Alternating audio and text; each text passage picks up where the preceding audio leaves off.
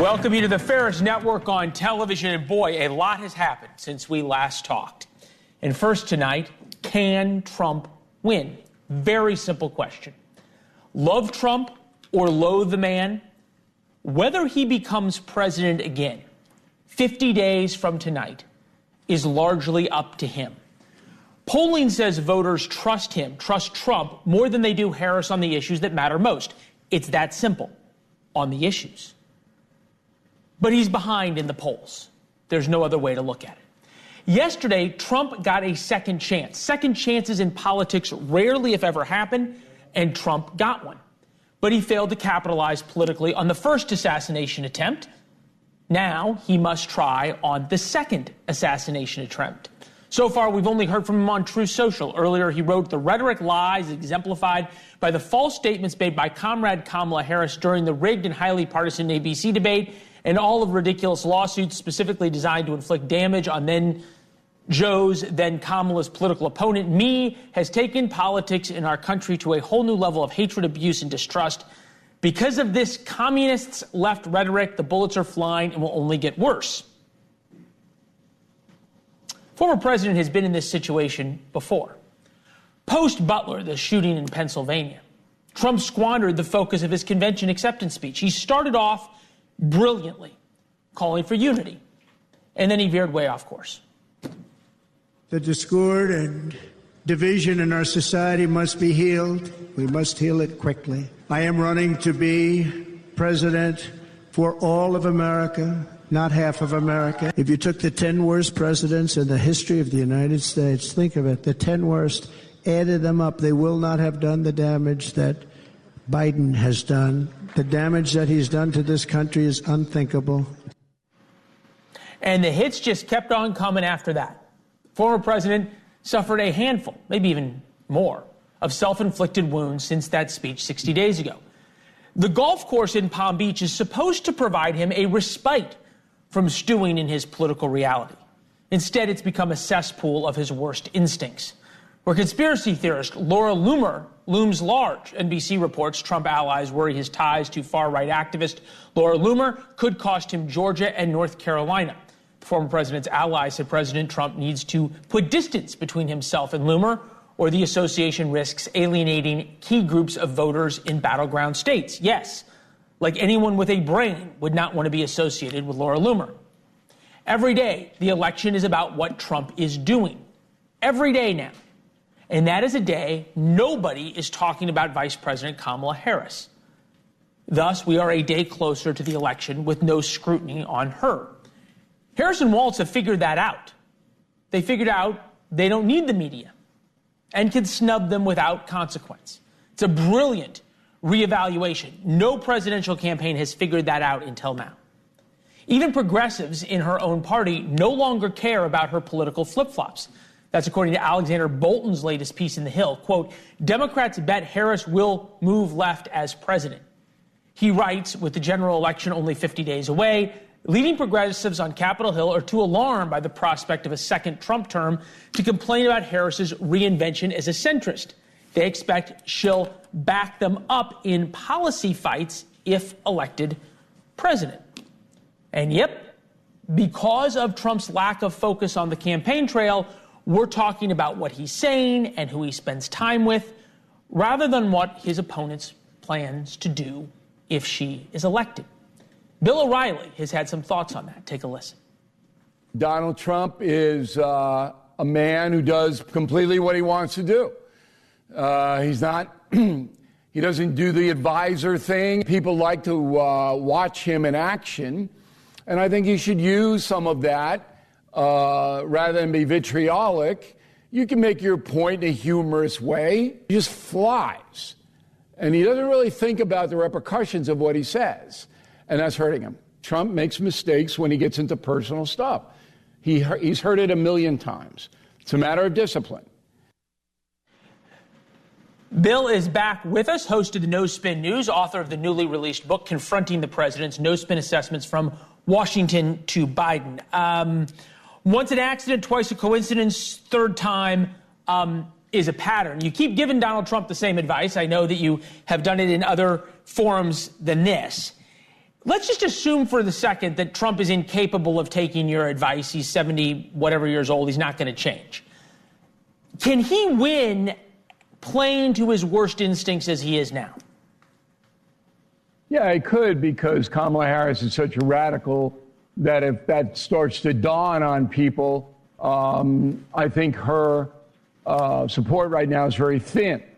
And then many people would stay home, not vote for either of them. I wrote a column called Reimagining, that's a progressive word, Kamala Harris on BillO'Reilly.com, and it lists all her incredibly radical left positions without any rancor, without any, I'm just saying this is what she's going to do, and this is what she supports. Now, you made a couple of mistakes in your lead.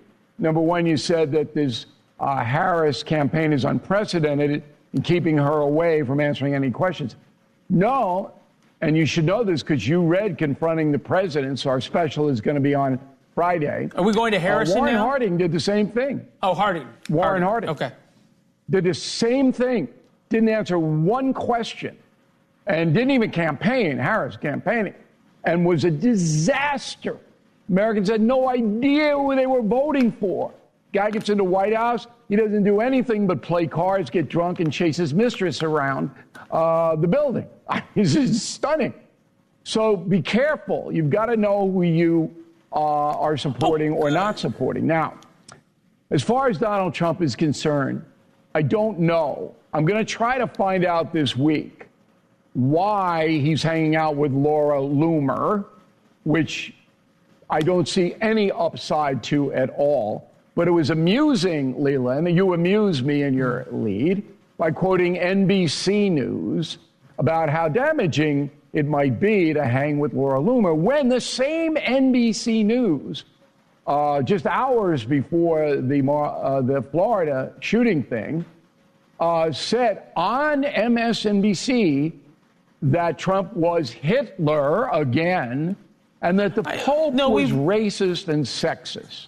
Now, wait. Okay. I'm making a larger point here. All right. So when you have a media that dishonest, when it does 10 times worse than Laura Loomer, and it's not a whataboutism, this is just an absolute fact, and then rams Laura Loomer out to the consumer, when it allows that kind of rhetoric, and Trump is right to some extent, that kind of rhetoric sets off the mentally ill. But what Trump doesn't acknowledge, and what is absolutely true, is that he does the same thing on occasion. Not to the level, okay, all right, I don't believe. An enormous amount to unpack there. You should acknowledge that. Okay, an enormous amount to unpack there. You don't need NBC News reporting. Any sane person, okay, says when a guy who wants to be president of the United States is hanging out with a conspiracy theorist, it's an issue. I'll go back to what we talked about on Friday. You made a big deal in 2009 about Barack Obama, or 2008, hanging out with Bill Ayers, okay? And the guy who said, no, not God bless America, Reverend Wright. You said that speaks to his character. Hanging out with Laura Loomer, who calls 9/11 an inside job, how does that not also speak to Donald Trump's character, whether we need NBC News to tell us that or not? Well, you'll remember on Friday that I said I did not make a big deal out of Ayers and Wright. At the time, I reported it. I didn't make it a central theme of my analysis. However, if you're going to put Bill Ayers, wait. You're going to put Bill Ayers and Reverend Wright on your campaign plane, then you're correct. It becomes a huge deal. And why Donald Trump would hang out on his plane with Miss Loomer, I don't know. He was asked and he had no answer. He just said, well, I can't control what he said. Which he said, well, why is she there in the first place? You're not invited. I'm not invited. I mean, we could probably have a substantive conversation with the former president.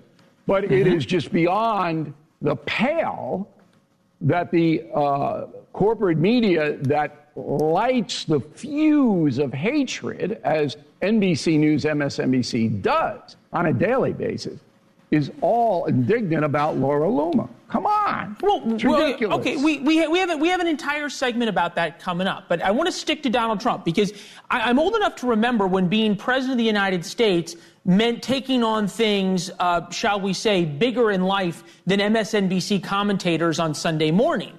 Okay, you got to take on Putin, you got to take on Xi, you got to take on the Iranians. Okay, these people are slightly bigger fixtures in our life than the 100,000 or so people who are watching MSNBC in the morning. The question is, will Donald Trump become president? You say yes, despite his rhetoric.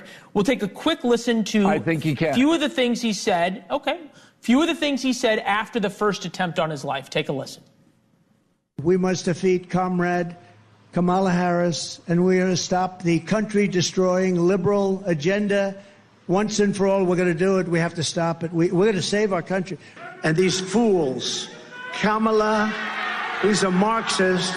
These fools are letting them come into our country, destroy our country. I'm angry about young American girls being raped and murdered by savage criminal aliens. I'm angry about rampant inflation destroying our middle class, and the American people are damn angry too. We're all angry. And when you're dealing with these people, they're very dangerous people. When you're dealing with them, you can't be too nice. You really can't be. So if you don't mind, I'm not going to be nice.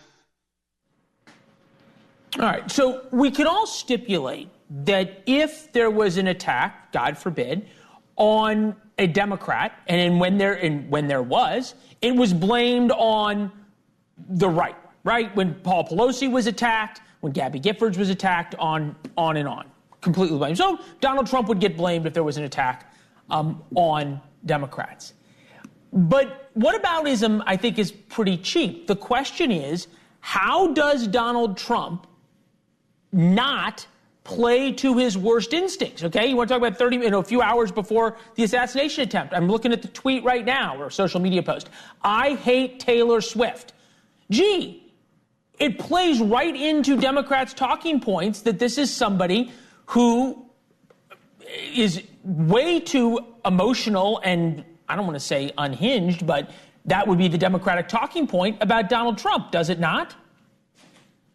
Sure. It's if it were Ronald Reagan, he could say, I hate Love and Spoonful. I mean, it was ridiculous.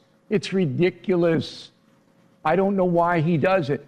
But I will tell you this, the sound cuts that you ran, the montage, 90% of that was fine. Fine. He can do issues. If he wants to call Kamala Harris a communist, he can call her a communist, okay? Because it is not true, but it's political rhetoric. It's not hateful. I want her to be crucified. This is what politicians do on both sides, and you know it. You know it. You've seen it. So as long as he's in the zone of saying, look, open border leads to rape and murder of Americans, that's true. And he can say it's true. But when he gets into eating Cocker Spaniels, and I hate Taylor Swift, he hurts himself. Now, I don't know why he does it. But the fact of the matter is, it's a matter of weighing the danger. That's what Americans are going to have to do on Election Day. So the left, the Harris supporters, they feel that Trump is a fascist, he's going to burn a constitution, and he's going to do all kinds of things. And the right says, no, this progressive Kamala Harris is going to change every part of traditional America, including the economy. And so it's who's more dangerous? That's where we are. Now, I have a brilliant suggestion, because I try to bring in one brilliant suggestion for Leland every week. If I'm running the Trump campaign, and I don't think anybody could, so I'd last about probably 8 hours, I would say to the former president, put out a statement right now saying that you want Vice President Harris to co-sign a letter that would be issued to the American public to tamp down the hatred. Trump would propose that. Number one, Harris would have to do it, but it's Trump driving that. How brilliant is that? You know, I guess there's many out there who wish. Well, you know, Bill, it's just what you do to me.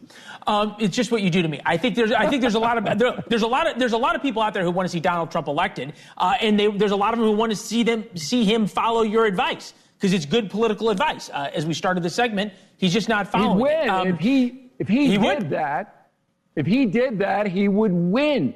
See, for some reason, he can't get it through his giant mane, all right, that he's got to come across at times looking out for the country, all right? And he's going, the border, this, and inflation, right. So now, just like on the debate stage when he should have turned to Kamala Harris and said, I want both of us to apologize to the family of Lake and Riley for her murder due to the open border. What was Harris going to say to that? See, with Trump, it's all centric. He's got to look out. If he would say, I'm going to put out a letter, I'm going to ask the vice president to co-sign it, saying the level of political hatred's got to come down, he'd win. All right. Well, you know what? Call me when that happens. We'll check and see how the polar ice caps are doing at that moment. You might be Bill, an thank you. We'll talk gentleman soon before that happens. Yeah. Okay, remember. Well, thank you, Leland. It's very kind of you. See, that's a personal attack. Friday, 9 p.m., NewsNation, confronting the presidents, Leland and I.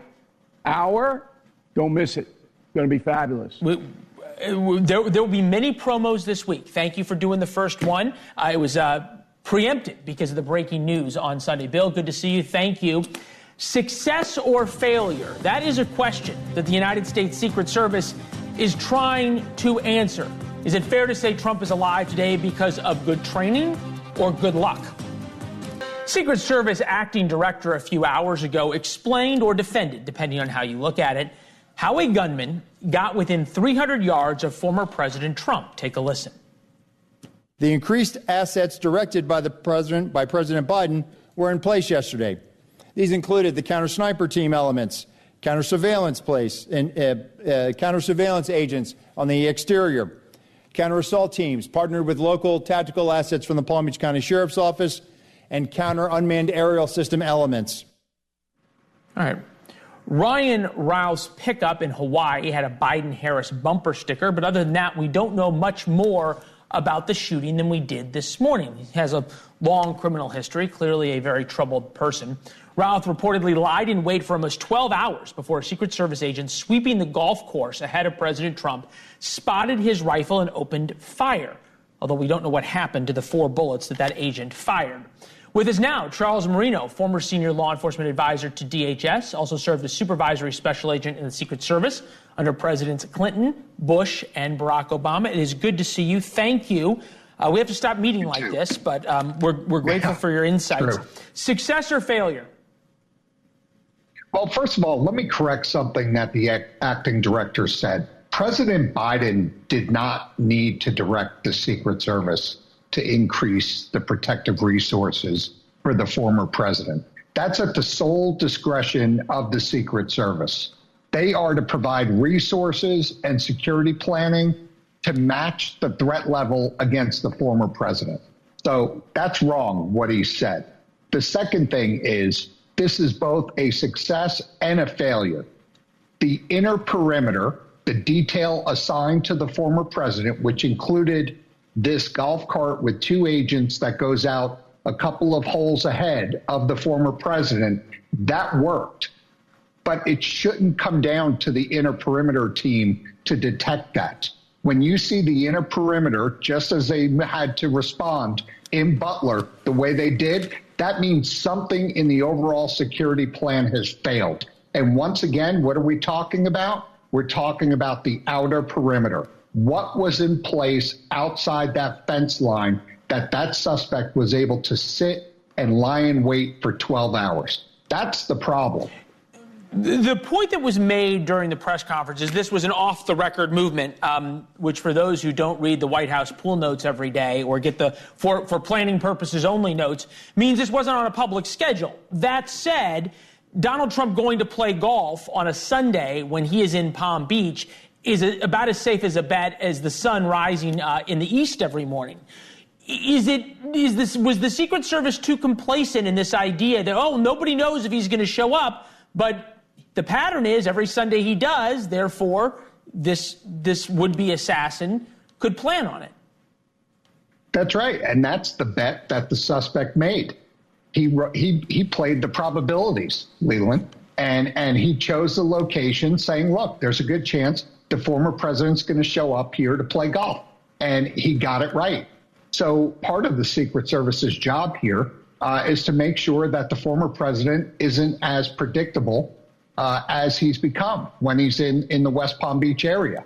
They need to start mixing it up more. And that's a recommendation that they need to make to him. And also, if this was not planned, they need to communicate with him that they need some time to make sure that the location is in fact safe in advance and to have the resources in place to ensure that that's the case. But, you know, as far as the outer perimeter, we heard the sheriff say in the initial press conference, look, I defer to the Secret Service. They tell me what resources they need from me, and I'm there to implement them. But we're talking about a former president here. Well, if you're staffing according to title instead of staffing and planning to the threat level, then we've got big problems here, and this is going to continue. And it's already bad enough, Leland, that we've got two situations here where some people are looking at this saying, you know, this is pretty easy to get close to him with a weapon. Yeah, no, look, all great points. Chuck, thank you very much. We appreciate it. You got it. Thank you. We'll be back to you throughout the week as we learn more on this. We've written a lot about this in War Notes. That's our newsletter that comes out every day at 4 p.m. Eastern. You can go to warnotes.com to subscribe for free. One of the points we made today is the Secret Service now faces unprecedented challenges. A sitting president, a former president running for president, and a vice president running for president. The strain on the Secret Service and their resources is very real. We'll also see you on social media at Leland Vittert, your responses to our emails later in the week. President Trump blames the rhetoric on the left for the attempted assassination. George Will on why that might be fair, but not good for America. The second Trump assassination attempt exposed much of the American media for what it is, if you already didn't know. A money-making operation that peddles an outrage. Fairness, ethics, facts rarely get in the way. Let's compare the coverage right before the assassination attempt to right after. It is just unquestionable at this point that man cannot see public office again. He is not only unfit, he is destructive to our democracy, and he has to be eliminated. Do you think Trump and his colleagues are even worried about the real life impact of running amok with insane lies like the ones they are spreading in Springfield? I'm going to be very blunt. I think Trump wants someone to be killed. Well, in the end, it was someone who tried to kill Donald Trump about 48 hours, less than 48 hours after that clip.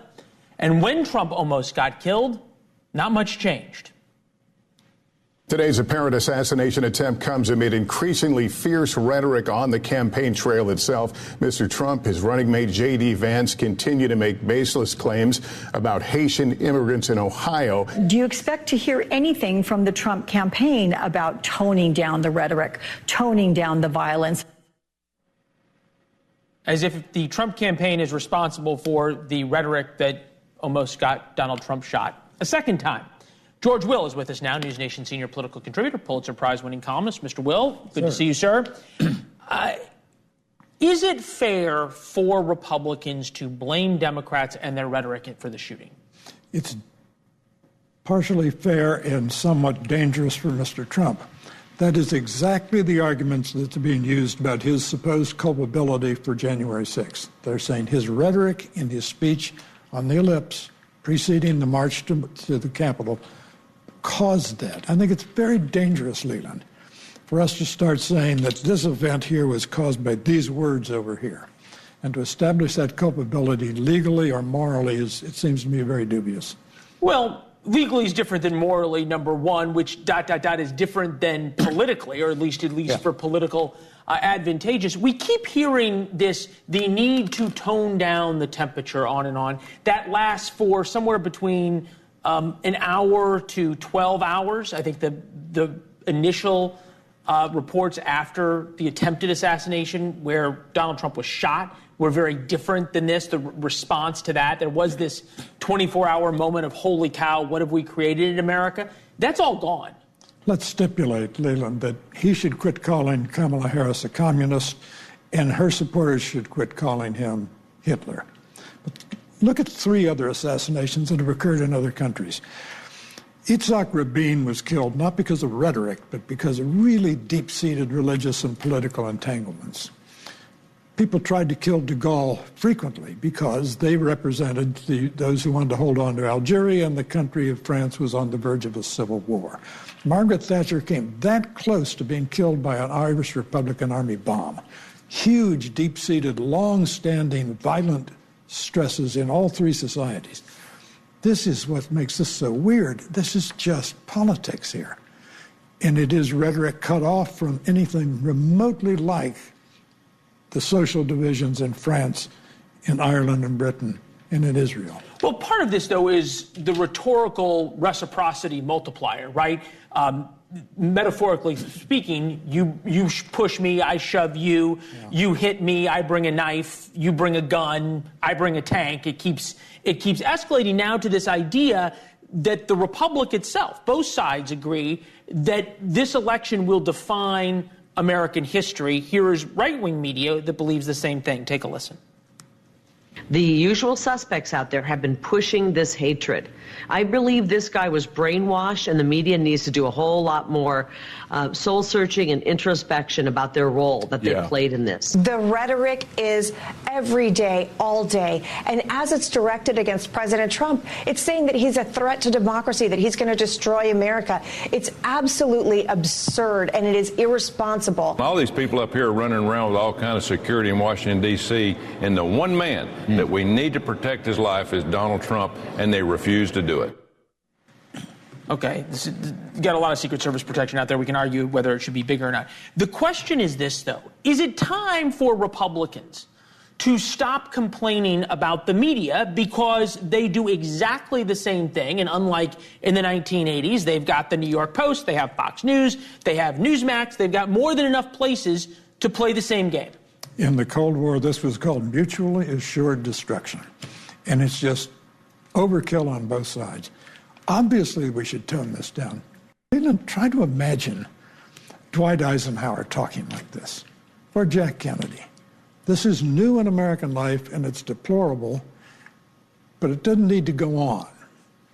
Well, if it doesn't need to go on, it's a two-part question. Number one, what would stop it? But more importantly, you say Jack Kennedy wouldn't, Ronald Reagan wouldn't, list whatever name of revered president. But that's always been the case, right? The temperature of politics has never decreased. It's always only increased. Well, yes and no. Eisenhower really suppressed the McCarthy wing of his party. Jack Kennedy wanted, looking forward to 64, which he didn't live to see, he wanted to debate Barry Goldwater from coast to coast because they were sort of friends. It was amicable. There's no reason in the world why the differences between Kamala Harris and the Democratic Party and the Republican Party have to be this bitter. It's just not the case. No, except for the fact that people make an awful lot of money off the bitterness. Quite. But this is not like the 1850s. We had people fighting on the floor of the House. Oh, yeah. Preston Brooks nearly killed Senator Sumner. Well, and to be fair, I mean, we used to say that, but now twice someone's tried to take a shot at Donald Trump, which hasn't happened. We got to run, Mr. Will. Remember, there are 333 million people in this country, and a few of them are stark raving mad. We can all agree with that. It is good to see you, sir. Don't get up. You're still on the two-shot. Hollywood wants nothing to do with one of the top-grossing independent films in years. Why Am I Racist is so threatening to everything Hollywood stands for. The star tells us next.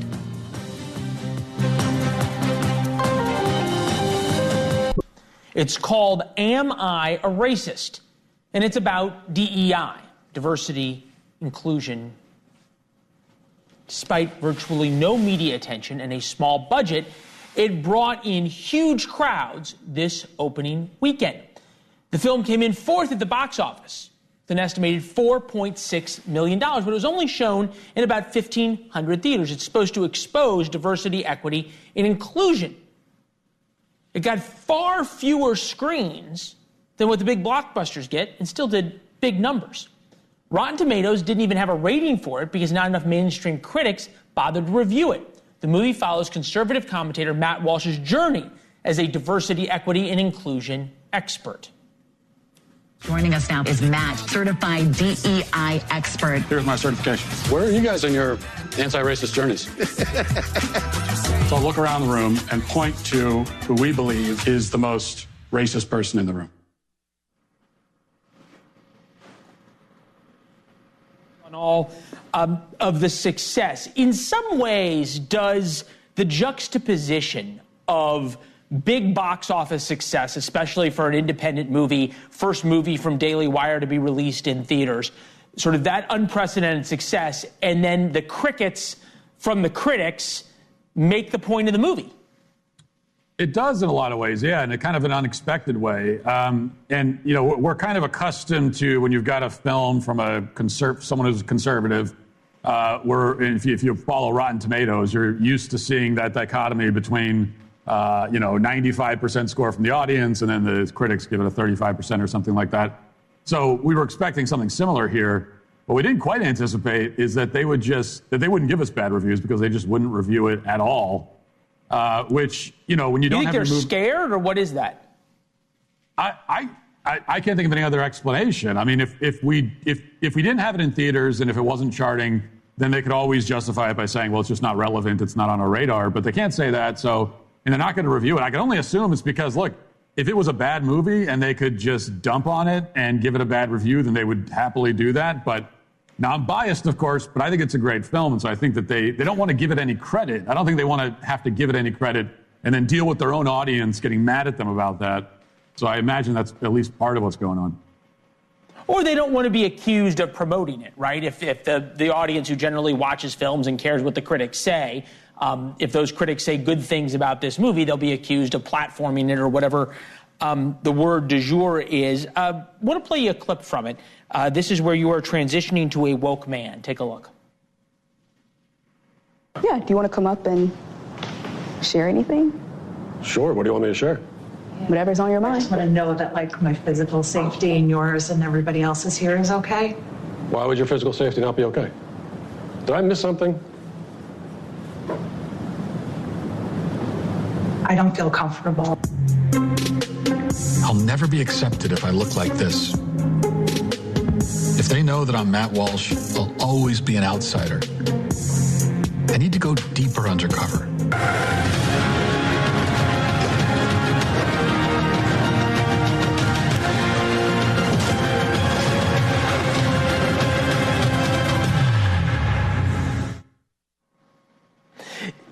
Did you notice actually a marked change in how you were treated based solely on the transition from the Matt Walsh we know to man bun Matt Walsh? We did, and that was also interesting because I fully admit that the disguise is not all that convincing. I mean, we didn't go all out with the disguise. We could have done the fat suit and facial prosthetics, but we didn't do that.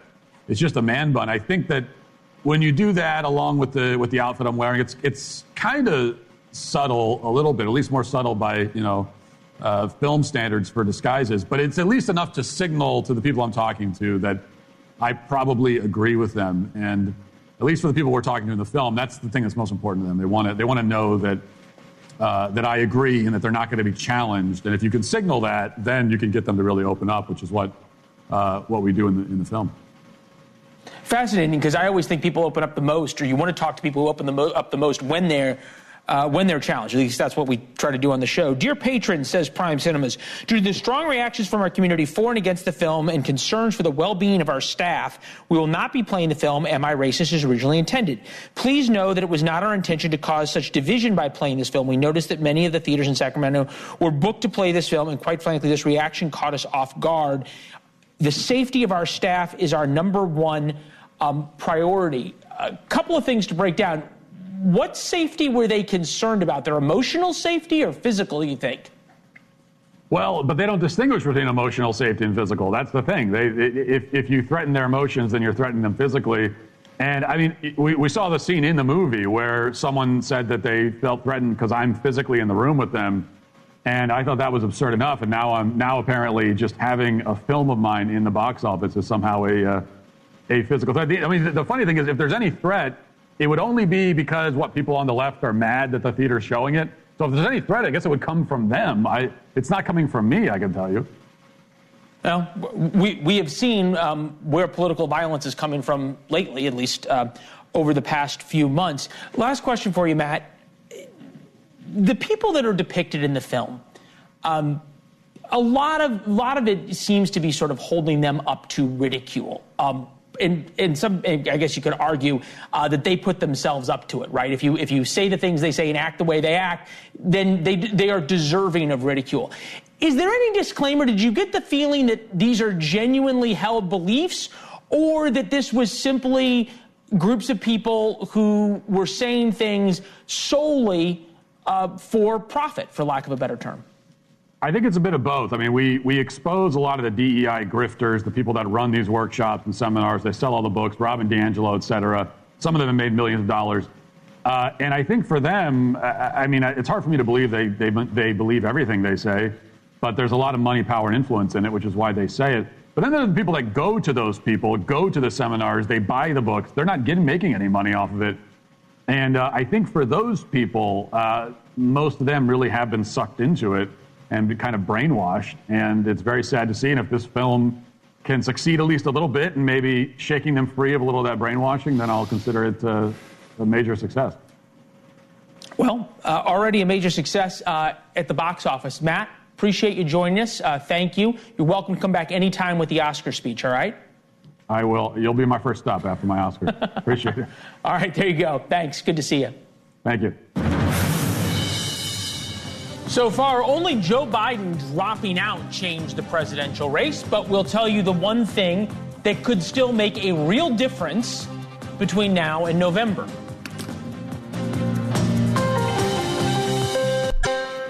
Joe Biden dropping out changed the 2024 presidential race. We told you a year and a half ago that the Democrats were going to be the interesting part of this race. We were right.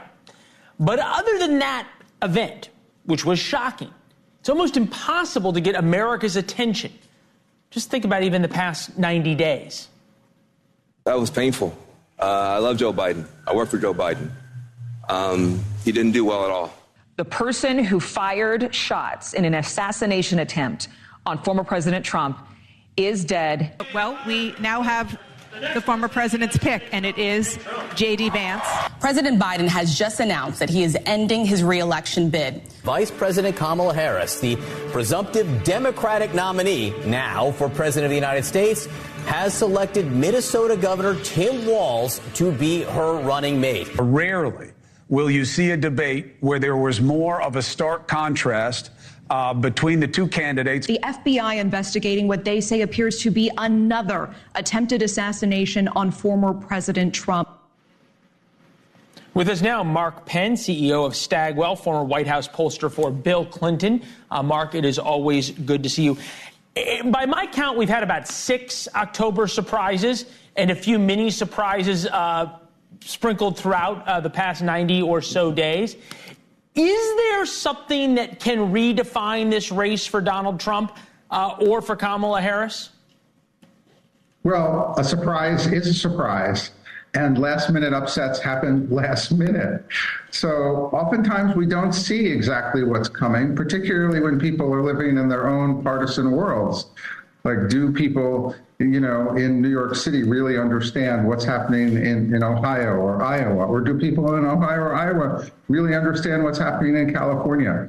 I think the polls have shown that this is a very, very tight race, and that there are 19% who are still thinking over their choice, and that includes a third of independent voters. So this race could still break one way or the other. Those voters are waiting to hear what they want to hear. One of the things that polling shows is that people, especially independent voters, the last poll I saw 50%, feel they need to hear more from Kamala Harris, which ordinarily you hear tons from presidential candidates. They can't get away from the microphones. Not so. At this point, Joe Biden is doing more interviews than either Kamala Harris or Tim Walz is. But she did sit down, and we thought it was important because it's so rare to replay it on Friday with a television station in Pennsylvania. Take a listen. When we talk about bringing down prices and making life more affordable for people, what are one or two specific things you have in mind for that? Well, I'll start with this. I grew up a middle-class kid. My mother raised my sister and me. She worked very hard. She was able to finally save up enough money to buy our first house when I was a teenager. Look, Bill Clinton was a guy from a town named Hope. That worked, that aspirational message. Does that work now, or do voters demand more? Well, I grew up a middle-class kid. Look, I think that the question is the context for that answer. That answer was largely derided because the question is specifically, what are you going to do about inflation? And the answer, I grew up in a middle-class household, so I guess the inference is I understand what it's like to have inflation. But it played well in the debate, and it is obviously an important part of who she is, and the idea of electing a president, a Harry Truman type, someone who's closer to the people is something that many presidents aspire to, but it just wasn't the right answer to the question, and that's what's frustrating voters. They want to know what these candidates are going to do on inflation, immigration, and crime. Mark, unfortunately, things ran long with Bill O'Reilly at the top of the show. We've got a lot of polling to get through with you. We'll do it later in the week. Thanks for being here. All right. I'll be back. Thank you. All right. Mark, thank you. Chris from New York. I'll see you tomorrow night.